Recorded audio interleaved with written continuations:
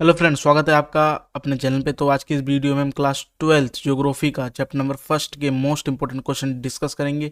और ये क्वेश्चन जो है 23-24 के अकॉर्डिंग मोस्ट इंपॉर्टेंट रहने वाले हैं और ये रिपीटेड क्वेश्चन रहने वाले हैं और ये 2024 के बोर्ड एग्जाम में भी बहुत महत्वपूर्ण भूमिका निभाने वाले हैं। ठीक है, इस चैप्टर का नाम है मानव भूगोल की प्रकृति एवं विशेष क्षेत्र। ठीक है, तो आइए स्टार्ट करते हैं अपनी वीडियो को। ये चैप्टर हम अच्छे से डिस्कस करेंगे और सारे मोस्ट इंपॉर्टेंट क्वेश्चन रहने वाले हैं। तो वीडियो स्टार्ट करने से पहले मैं आपको इस चैप्टर की वेटेज बता देता हूँ, यानी कि हम कितना भी पढ़ लें लेकिन इस चैप्टर से हमें 3 मार्क्स के क्वेश्चन देखने को मिलेंगे। ठीक है, शायद वो 1-1 मार्क्स के हो सकते हैं या 2 मार्क्स का हो सकता है या 1 मार्क्स के एमसीक्यू हो सकते हैं, तो कैसा भी कॉम्बिनेशन बन सकता है। तो इसका वेटेज 3 मार्क्स का रहने वाला है। ठीक है, तो इसी अकॉर्डिंग हम अपनी प्रिपरेशन करेंगे। ये इंपॉर्टेंट रहता है कि आप पहले तैयारी करने से पहले उसके मार्क्स देख लो, जाना उसी अकॉर्डिंग आप तैयारी करो। ठीक है, इससे लॉन्ग क्वेश्चन आने की संभावनाएं बहुत कम रहती हैं। ठीक है, तो हम सबसे पहले एमसीक्यू देखेंगे। 1 मार्क्स क्वेश्चन हम लिखने वाले में तो मार्क्स स्कोर कर लेते हैं, लेकिन हमारे जहाँ फंसते हैं हम जो जब, तो वे एमसीक्यू में हम फंसते हैं, क्योंकि एमसीक्यू में टू द पॉइंट आंसर करना रहता है, जिसमें हम कुछ भी बना के नहीं लिख सकते। अगर आंसर आता है तो नंबर मिलेंगे, नहीं आता तो नहीं मिलेंगे। इसलिए 2024 बोर्ड में एमसीक्यू इम्पोर्टेंट रहने वाला है, इसलिए मैंने एमसीक्यू को भी इसमें शामिल किया है। ठीक है, तो हमारा क्वेश्चन नंबर फर्स्ट है, निम्नलिखित में से कौन सी मानव भूगोल की शाखा नहीं है। तो आप नहीं शब्द पर जोर डालिएगा, मानव भूगोल की शाखा नहीं है। तो ऑप्शन नंबर हमारा डी ये करेक्ट आंसर है, यानी कि समुद्र विज्ञान ये क्या है, मानव भूगोल की शाखा नहीं है।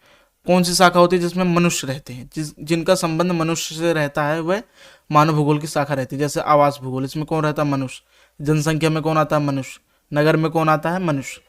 तो ये मानव भूगोल की शाखा में आते हैं, लेकिन समुद्र विज्ञान मानव भूगोल की शाखा में नहीं आता। तो ऑप्शन नंबर डी हमारा करेक्ट आंसर रहने वाला है। ठीक है, क्वेश्चन नंबर सेकंड, भूगोलवेता ग्रिफ्थ टेलर का संबंध किस किस विचारधारा से रहने वाला है। ठीक है, तो नॉर्मली इस चैप्टर में 3 विचारधारा दी गई हैं, निश्चयवाद, संभववाद, नवनिश्चयवाद। ठीक है, तो इसमें पूछ रहा है ग्रिफ्थ टेलर किस विचारधारा से संबंधित थे। तो ऑप्शन नंबर ए हमारा करेक्ट आंसर रहने वाला है, नवनिश्चयवाद। ठीक है, ये नवनिश्चयवाद से संबंध रखते थे। क्वेश्चन नंबर थर्ड, निम्न में से कौन सा कारक मानव को प्रकृति पर विजय प्राप्त कराने के लिए सक्षम बनाता है। ऑप्शन नंबर बी हमारा करेक्ट आंसर रहने वाला है, क्योंकि प्रौद्योगिकी विकास जो है ये हमें प्रकृति पर विजय दिलाने में महत्वपूर्ण भूमिका निभाता है और हमें सक्षम बनाता है। जैसे आपको गर्मी लग रही है तो आपने क्या किया, पंखा, कूलर, एसी सब का निर्माण कर लिया। तो ये क्या है, प्रकृति के ऊपर विजय है और आपका यह विकास है। तो ये किसके कारण हो पाया, प्रौद्योगिकी यानी कि टेक्नोलॉजी के कारण हो पाया है। ठीक है, फोर्थ क्वेश्चन, निम्न में कौन सी आर्थिक भूगोल की शाखा नहीं है। आर्थिक भूगोल की शाखा कौन सी हो सकती है, आर्थिक मतलब समझिए जहाँ पे धन संबंधी क्रियाएं होती हैं। आइए हम देखते हैं कौन सा आंसर है हमारा। तो ऑप्शन नंबर डी हमारा क्या है, करेक्ट आंसर है। ये आर्थिक भूगोल की शाखा नहीं है, क्योंकि इसमें कोई भी आर्थिक क्रिया नहीं होती। लेकिन पर्यटन भूगोल में आर्थिक क्रियाएं हैं, विपणन में भी है, संसाधन में भी है। ठीक है, ये आर्थिक भूगोल से संबंधित है, लेकिन नगरीय भूगोल आर्थिक भूगोल से संबंधित नहीं है। ठीक है, तो हमारा आंसर है ऑप्शन डी। आप कोई भी क्वेश्चन है उसको 2-3 तरीके से पढ़ने की कोशिश करिएगा, तभी आप कर पाएंगे। एक एमसीक्यू है, उसको 3-4 तरीके से आप समझिए। जैसे इसमें पूछ लिया कौन सी शाखा नहीं है, कल को नगरीय भूगोल पूछ ले कि इसमें से बताइए कौन सी आर्थिक भूगोल की शाखा है। ठीक है, तो आप बहुत तरीके से क्वेश्चन पढ़िए, तभी आप फंस पाएगा एमसीक्यू पेपर में। ठीक है, तो हमारा फिफ्थ क्वेश्चन है, निम्नलिखित में से कौन सा एक भौगोलिक सूचना का स्रोत नहीं है। तो ऑप्शन नंबर डी, प्राचीन महाकाव्य ये क्या है, भूगोलिक सूचना का स्रोत नहीं है। ध्यान दीजिएगा, भूगोलिक सूचना का स्रोत नहीं है। अगर हम खोज करेंगे, विवरण करेंगे, इससे हमें कुछ भौगोलिक सूचनाएं मिलेंगी, या पुरानी डायरियां या मानचित्र मिल जाए उनसे भी मिलेगी, और चांद की मिट्टी ले आए उनसे भी मिलेगी, लेकिन प्राचीन महाकाव्य से हमें कोई भी भौगोलिक सूचनाएं प्राप्त नहीं हो सकती। ठीक है, क्वेश्चन नंबर 6, निम्न में कौन सा कथन नवनिश्चयवाद को श्रेष्ठ वर्णित करता है। यानी कि इसमें से हमें बताना है कि कौन सी ये जो लाइनें हैं 4, कौन सी एक लाइन इसको श्रेष्ठ रूप से वर्णित करती हैं। तो ऑप्शन नंबर डी ये करेक्ट ऑप्शन आंसर रहने वाला है हमारा। ठीक है, तो नवनिश्चयवाद क्या होता है, जिसमें मनुष्य को ना तो प्रकृति को नुकसान पहुंचाना होता है और ना तो अपने आप को, ये बीच का रास्ता होता है। ना तो इसमें मनुष्य अपने आप को दिक्कत देता है ना तो प्रकृति को, ठीक है। इसे रुको और जाओ की अवधारणा से भी जाना जाता है, ठीक है। तो ऑप्शन नंबर डी हमारा करेक्ट आंसर रहने वाला है। नेक्स्ट क्वेश्चन है हमारा 7th क्वेश्चन, निम्नलिखित में कौन सा एक लोगों और पर्यावरण के बीच अन्योन्यायी क्रिया का सर्वाधिक महत्वपूर्ण कारक है? तो ऑप्शन नंबर बी प्रौद्योगिकी, ये क्या है? महत्वपूर्ण कारक है, ठीक है। तो ऑप्शन नंबर बी हमारा करेक्ट आंसर रहने वाला है। ऑप्शन 8, निम्नलिखित में से कौन सा एक मानव भूगोल का उपागम नहीं है? उपागम मतलब समझिएगा पढ़ने की अप्रोच। हमने पिछली क्लास में 11th में भी देखा था, भूगोल को पढ़ने की 2 अप्रोच होती हैं, एक प्रादेशिक क्रमबद्ध, वैसी भी बहुत सारी होती हैं। कोई एक अप्रोच से नहीं पढ़ सकते, बहुत सारी अप्रोचें होती हैं भूगोल में। आप आगे ग्रेजुएशन में देखेंगे तो बहुत सारी आपको अप्रोच मिलेंगी, यानी कि उपागम मिलेंगे पढ़ने के लिए, ठीक है। तो इसमें से पूछ रहा है कौन सा मानव भूगोल का उपागम नहीं है? तो ऑप्शन नंबर बी मात्रात्मक क्रांति, ये क्या है? मानव भूगोल का उपागम नहीं है। तो आइए हम नेक्स्ट क्वेश्चन देखते हैं। क्वेश्चन नंबर 9, निम्न में से किस भूगोलवेत्ता का संबंध संभववादी विचारधारा से है? तो ऑप्शन बी हमारा करेक्ट आंसर रहने वाला, विडाल डी लावलास का संभववादी विचारधारा से संबंध है।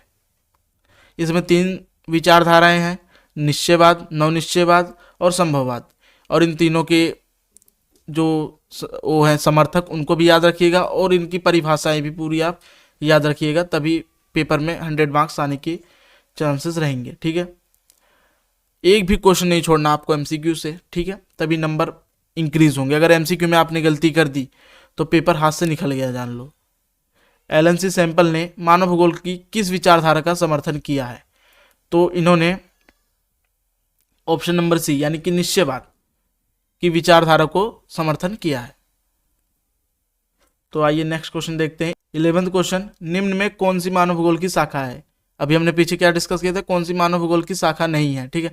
इसमें हम क्या देख रहे हैं? मानव भूगोल की शाखा है। मानव भूगोल की शाखा कौन सी होती है? जहां मनुष्य रहे, मनुष्य रिलेटेड चीजें क्या है? मानव भूगोल है। तो इनमें से कौन सी है? ऑप्शन नंबर डी राजनीतिक भूगोल, यानी कि इसमें मनुष्य ही रहते हैं, तो ये क्या है? मानव भूगोल की शाखा है। 12th क्वेश्चन, मानव भूगोल के अध्ययन में निम्न में से किस मुख्य बात पर बल दिया जाता है? यानी कि जब हम मानव भूगोल पढ़ते हैं तो उनमें से किस बात पर हमें ज़्यादा जोर दिया जाता है, ठीक है। तो ऑप्शन नंबर सी मानव और प्रकृति के बीच के संबंधों का अध्ययन पर हमें ज़्यादा बल दिया जाता है जब हम मानव भूगोल पढ़ते हैं।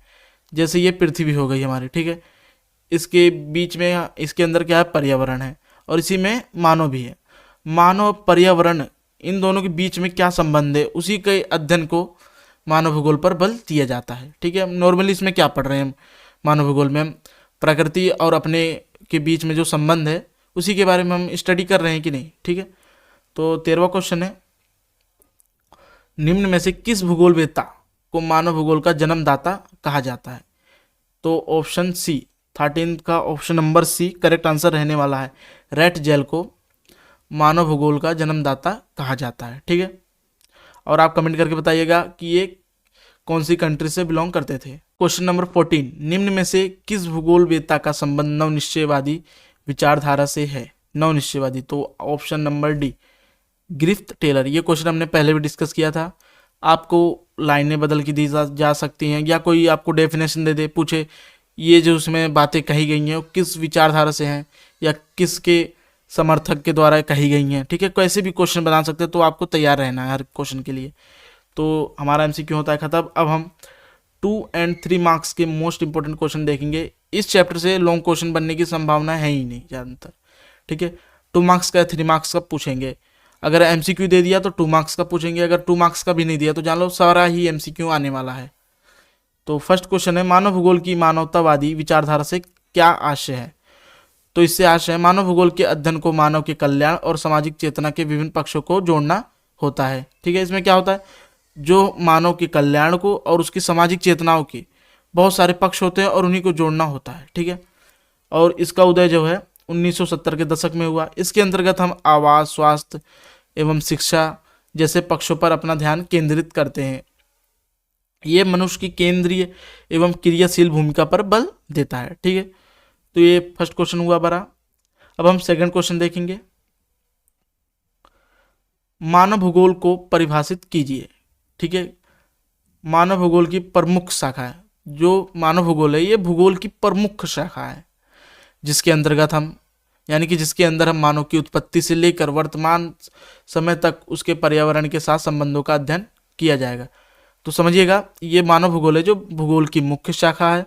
इसके अंदर हम मानव की उत्पत्ति से लेकर यानी कि हमारी उत्पत्ति हुई वहां से लेकर अब वर्तमान की स्थिति में हमारी प्रकृति के साथ यानी कि पर्यावरण के साथ संबंधों का अध्ययन किया जाता है। ठीक है, क्वेश्चन नंबर थर्ड, नवनिश्चयवाद। इससे क्वेश्चन बनने की संभावना ज़्यादा रहते हैं नवनिश्चयवाद से।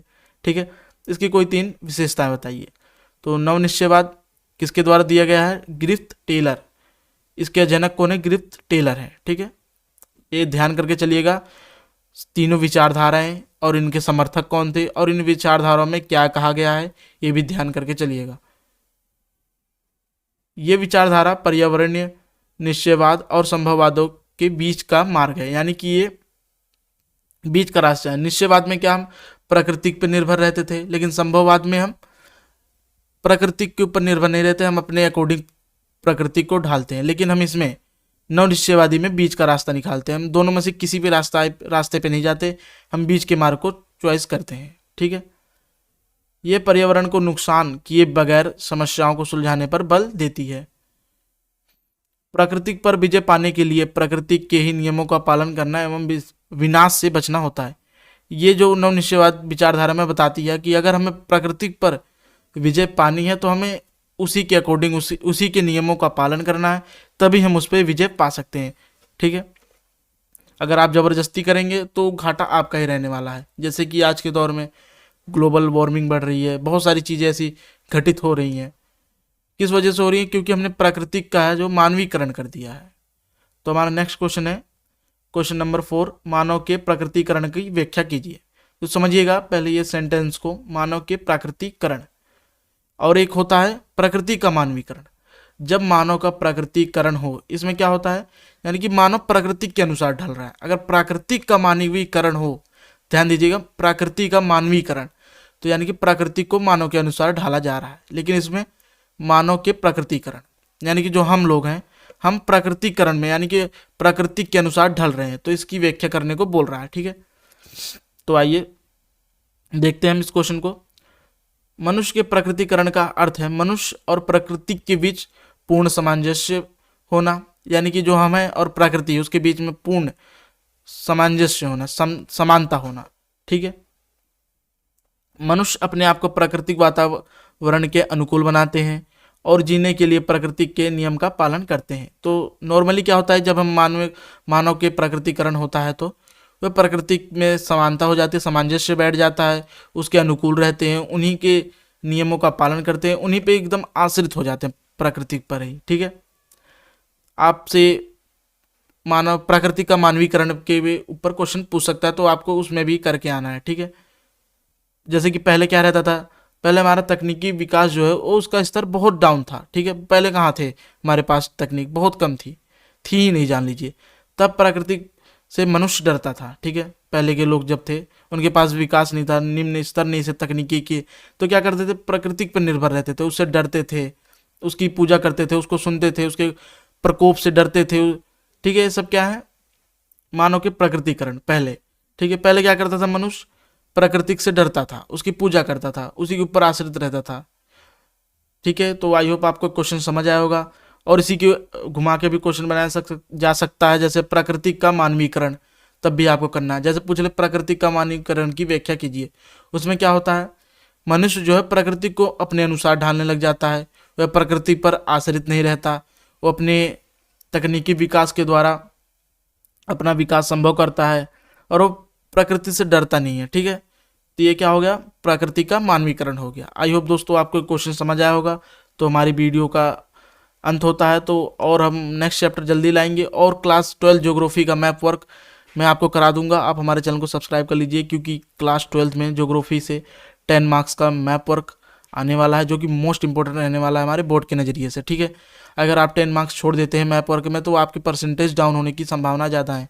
बहुत से बच्चे 100 मार्क्स लाने को सोच रहे होंगे ज्योग्राफी में, अगर वो मैप वर्क ढंग से नहीं करेंगे तो उनका सपना अधूरा रह जाएगा। ठीक है, तो इसलिए मैप वर्क आप जरूर करिए, और मैं आपका सिलेबस जल्दी बताऊंगा और फिर उसके ऊपर हम वीडियो लेके आएंगे। ज़्यादा मैप वर्क नहीं है, बस स्पेसिफिक चैप्टर हैं उन्हीं से आ रहे हैं, सारे चैप्टर से मैप वर्क नहीं आ रहे हैं। ठीक है, आई होप आपने हमारे चैनल को सब्सक्राइब कर लिया होगा। ऐसी और वीडियो पाने के लिए जुड़े रहे हमारे साथ। तब तक के लिए जय हिंद, जय भारत। अब हम मिलते हैं किसी नेक्स्ट वीडियो में।